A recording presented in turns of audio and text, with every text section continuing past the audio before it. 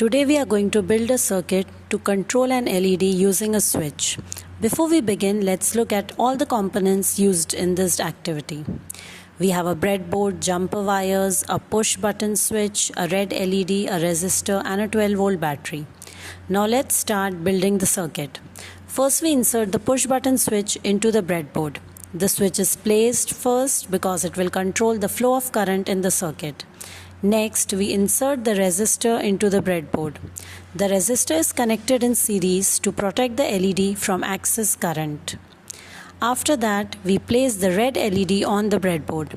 The longer leg of the LED is the positive terminal and the shorter leg is the negative terminal. Now, using jumper wires, we start connecting the components. One side of the switch is connected to the positive terminal of the 12-volt battery. The other side of the switch is connected to the resistor and then to the LED.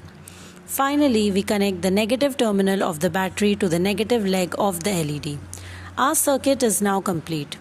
When we press the push button switch, the circuit closes and current flows through the LED, making it glow. When we release the switch, the circuit opens and the LED turns off.